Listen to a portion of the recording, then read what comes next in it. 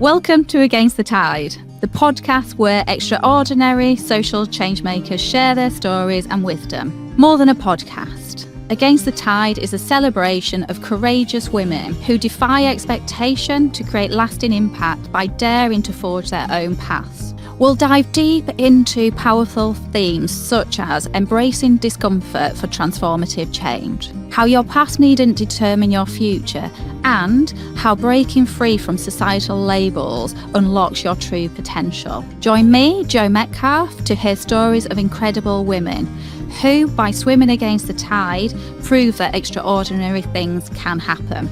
Ready to be inspired? Councillor Abigail Marshall Katung's inspiring journey is a testament to how swimming against the tide can lead to both individual and collective change. Abigail, the 130th Lord Mayor and the first woman of African heritage to hold this prestigious position in Leeds, draws inspiration from her father and her faith. She is also an accomplished athlete and coach, a governor at Leeds City College, and a dedicated trustee for organisations like Age UK and Caring Together. Additionally, she serves as a co-chair of the David Oluwale Memorial Association.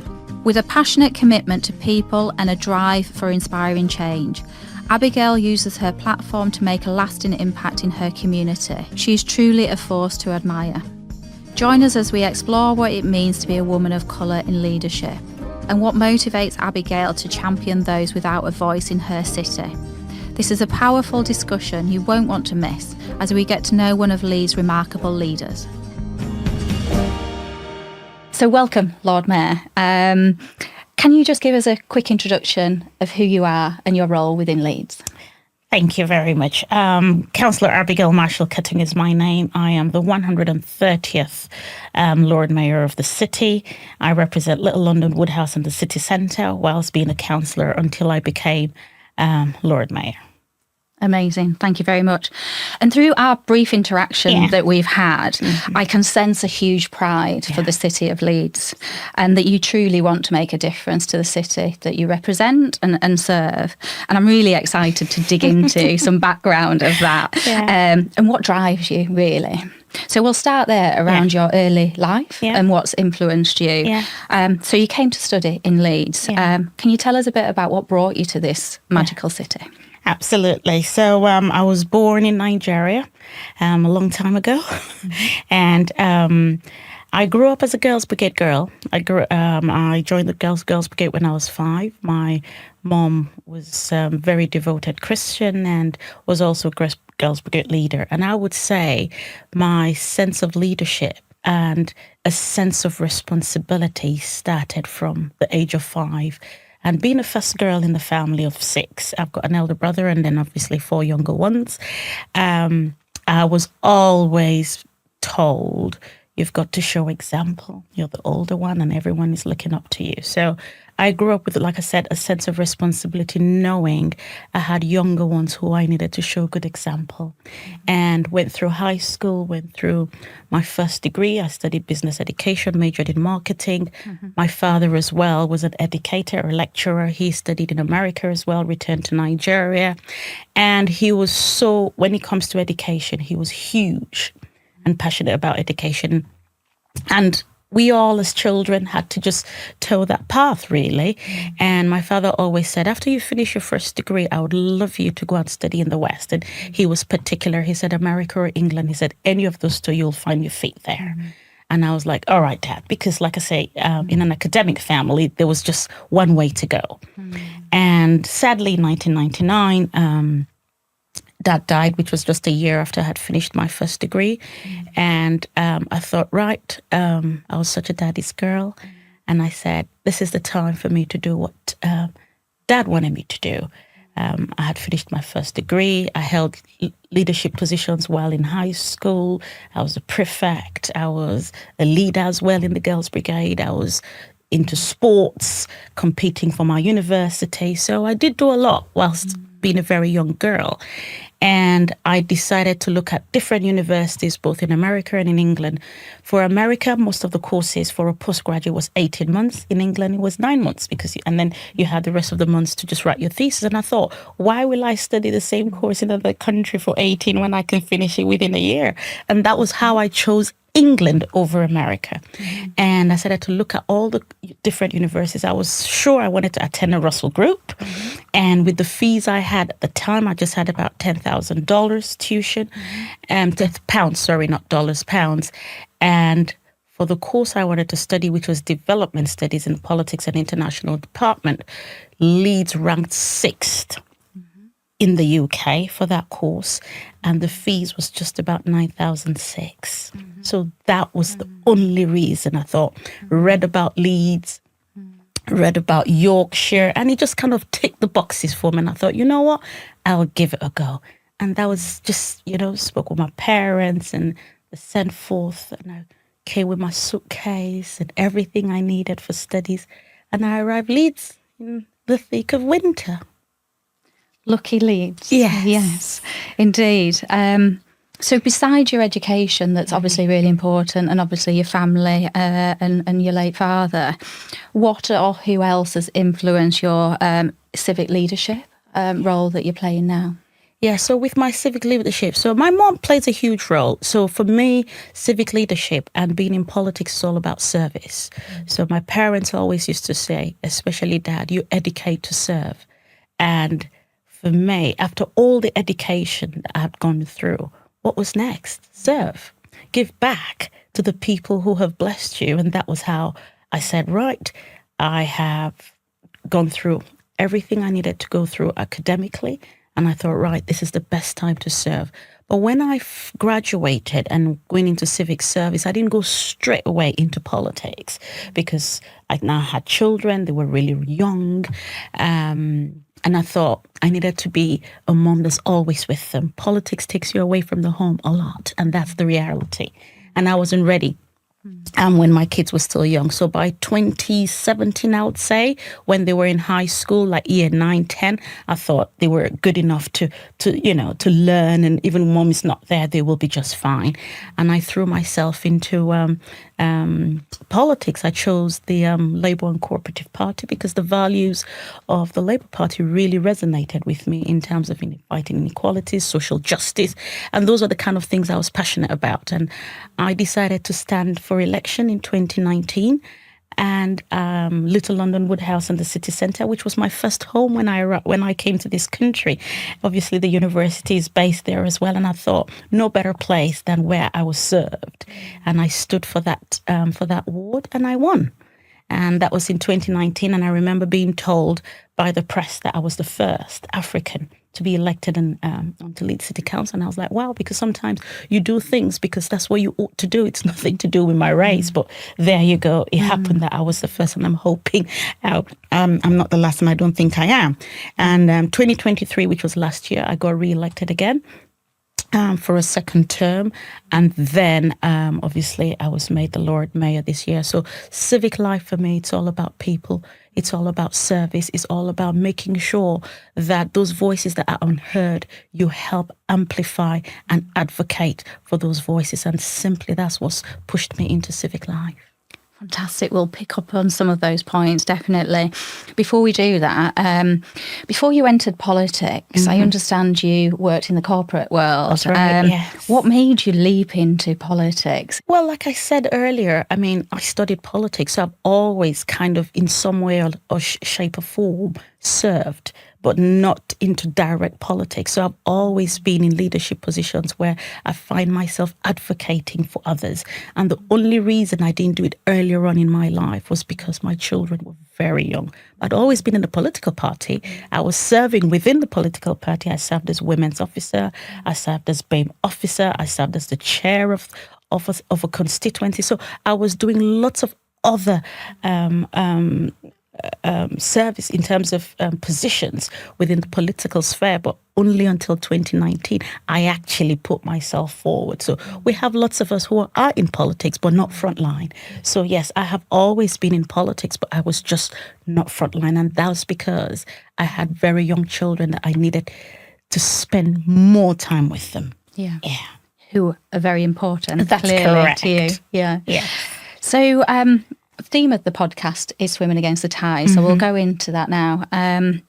So I was absolutely delighted that you were thrilled to and excited to come on to the podcast, and that the theme resonated with you. Yes. Why did it resonate with you? If you look at life, and if I think of all that I've gone through, first of all, leaving my comfort home, leaving everything I'd known, my food, fashion, culture, people, family, and coming into a completely new country that was very different for me in terms of the food as well.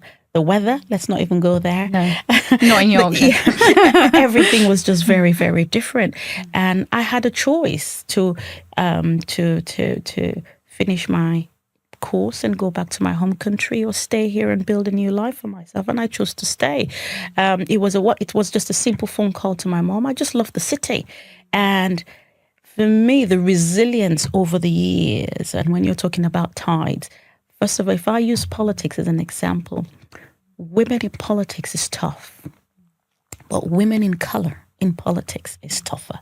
And you find yourself in spaces where sometimes you are reminded that you are different. And sometimes you are reminded, sometimes it's negative and sometimes it's positive. But as a grown woman, that's where the resilience and swimming against the tides come into play, because you have to make that choice. Do I stand and take it, or do I stand and fight it? Powerful. There is nothing that comes easily. You have to prepare yourself. Talking about, as I said, preparation and opportunity, so that when you're well prepared, when the opportunity comes, it's easy for you to go through it, because then you can embrace the opportunity. So make sure in whatever field you have decided to go into, learn the trade. And if you do not know it, ask somebody. I would always say get mentors, get somebody to hold your hands. That has really helped me. Surround yourself with positive people. Stay away from negativity. Stay away from people who never have any good news, just gossip. Stay away from them. All the young girls out there, we all have been young. Once upon a time, I was 15, 16. Today, I'm in my late 40s. So we will get to being old as well one day, just the way we were kids. When I say to my children, I wasn't born a mum, so let them remember that, so that when they start pulling tricks, I remind them I was once their age. So determination and hard work will be the key to your success as a young woman or anybody. And always make sure that when the hard times come, you talk to somebody. Do not be silent. And anywhere where you see unfairness, or where you see somebody being treated badly, do not be silent. Speak up for others who have not got a voice. Powerful. So have you got any examples of how you've had to swim against the tide? Yes. Please share some. Yes, so there are lots of examples, and I'll use a few around my race, which sadly, that's the reality that I find myself. I remember actually applying for a job, and so my full name is Abigail Marshall Katung. So Abigail, obviously, it's a biblical name, but it's lots of English people use Abigail. Marshall as well, again, is an English name. Katung is an ethnic name. And you know, when you see a certain job and you look at everything in terms of person specification, and you can just see yourself in that job. And I was like, wow. And I thought, I threw myself straight in, put my CV through, put my cover letter, and I got a rejection. They didn't even invite me for an interview. And I was like, wow. Whilst I was sitting at home that same evening, something said, Abby, just try it and see. Take your last name off, and let's see if there'll be a difference. Wow. And same CV, I didn't take anything off in terms of skills, experience, education. All I took off was my last name. And I left. So I've got two surnames. Marshall Katung are my two surnames. I left Abigail Marshall. And I took the Katung off. The very next day, I got called for an interview.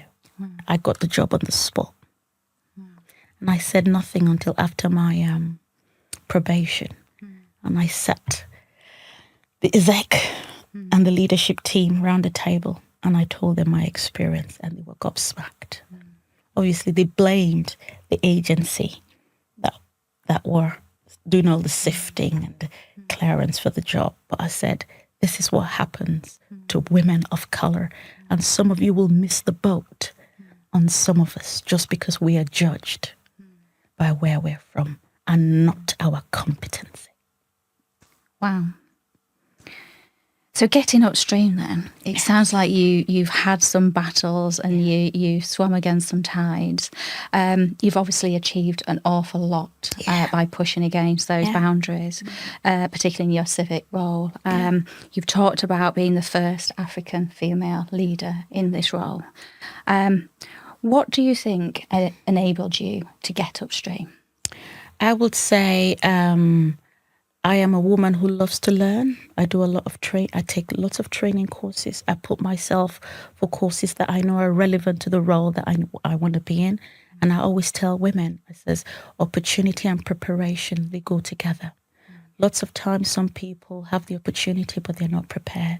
But my upbringing, my resilience, and always making sure I learn whatever it is that I would love to do in the future or now, I throw myself into learning. So that has really helped me. My faith has also helped me face a lot of obstacles. Like I say to you, lots of times you have the microaggressions, you get the silence, you get the exclusions. Sometimes you also get the inclusions. But I have never allowed my race or my ethnicity to deter me from pursuing anything I would love to be or love to do in life. I've always said to people that you can choose your nationality, but you cannot choose your race. And I always say diversity is a strength for us if we recognize it, because diversity is a fact, but inclusion is what is a choice.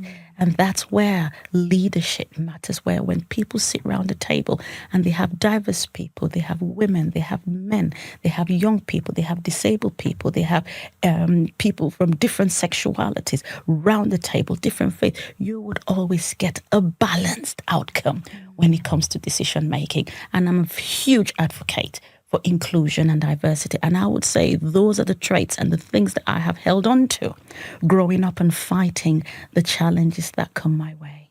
Fantastic. How can we be better allies for each other? It's very important that we recognize that diversity is a fact and inclusion is a choice. So the choice of inclusion is so important for leaders.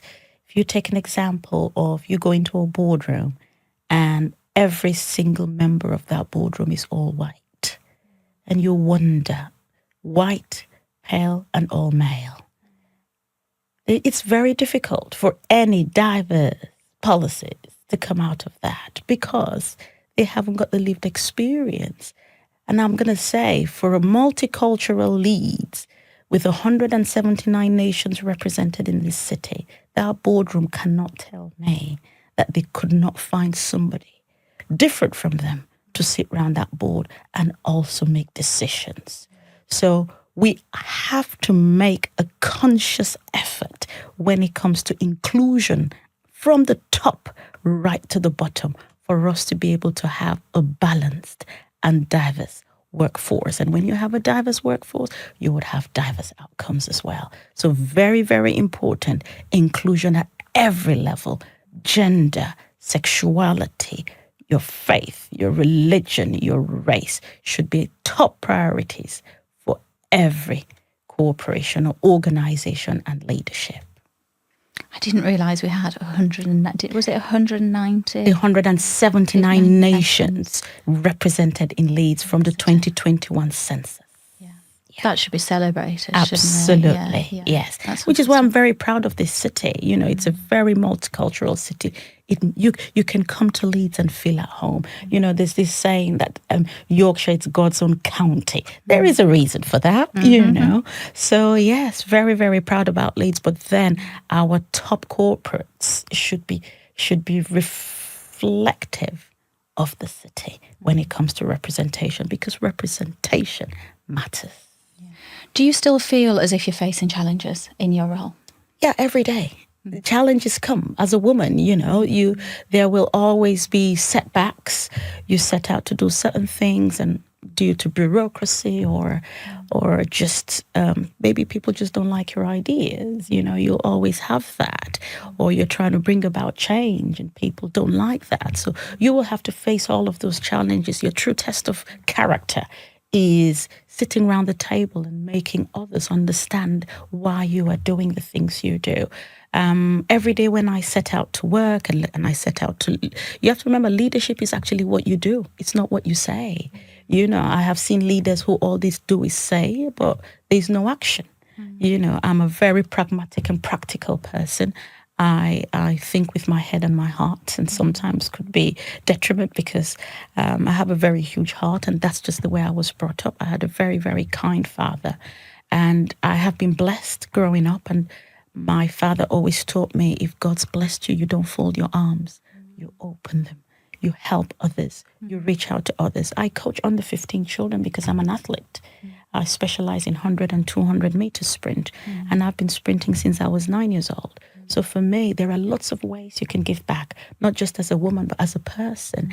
And it's voluntary for me. Obviously, with me being Lord Mayor now, I haven't been able to go back into training, but once I am done, I will go back teaching those young children and passing on what you already have learned over the years to other people that are coming after you. You have the young generation, they are young girls, lots of them just seeing me. They say, when you see it, you will believe it.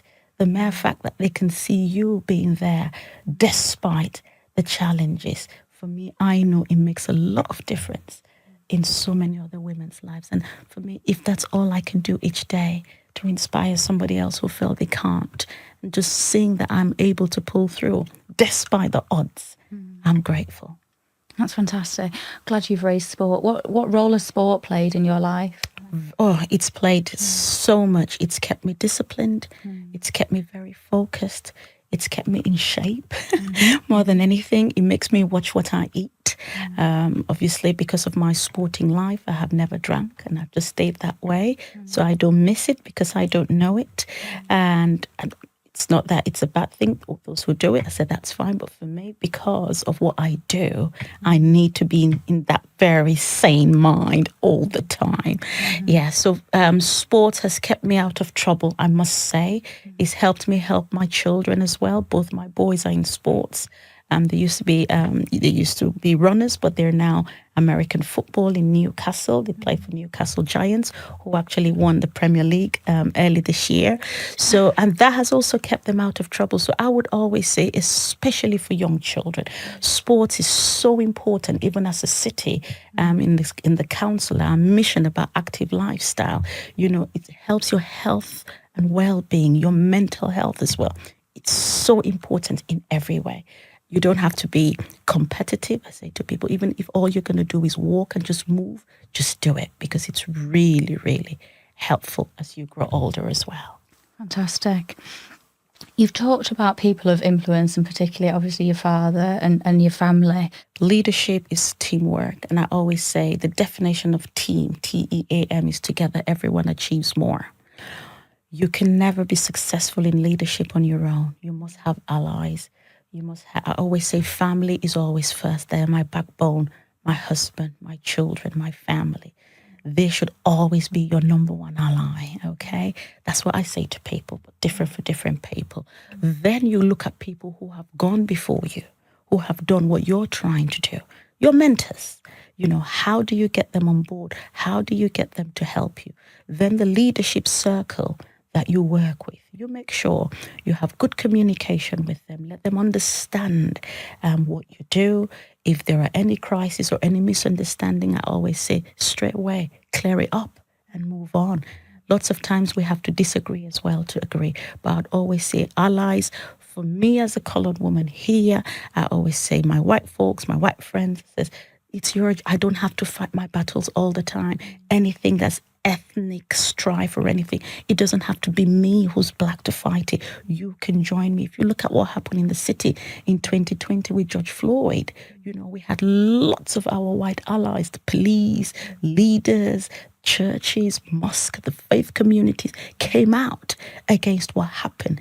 That's what strong allyship does, that we feel as colored people when things are not the way it should be for us that we're not always the ones having to cry out all the time, that our allies can actually speak for us and be there for us as well. That makes a difference in my life. Yeah, that's brilliant. And what would you say to anyone that feels nervous about doing the wrong thing in that space? Well, never be afraid, because sometimes failure wakes you up. It allows you, what I always say to people, when you fail, never fail to learn the lesson.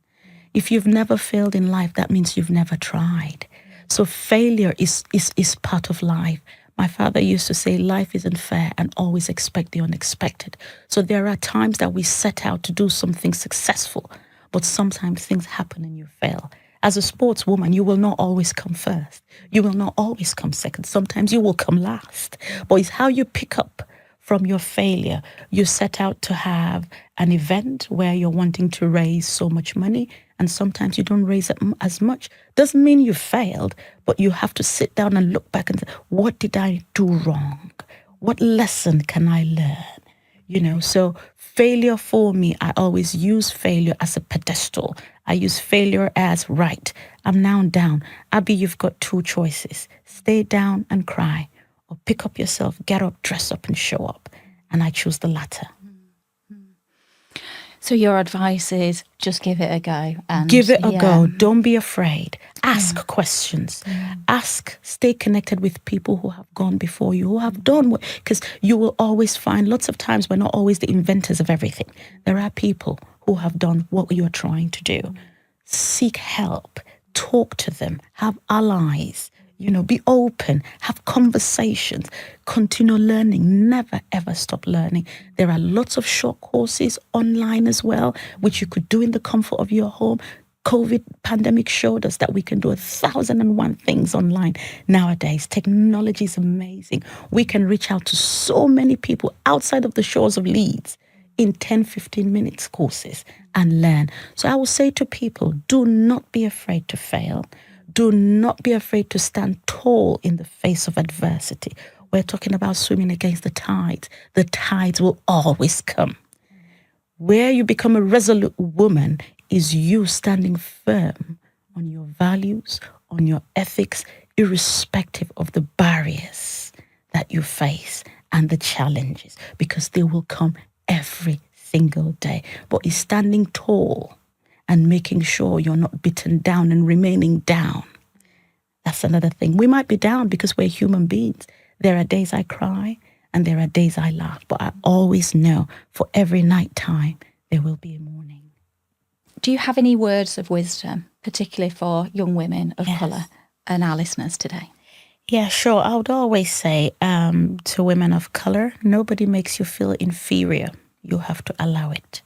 And always remember that there's no one who is like you, and that is your power. Superpower.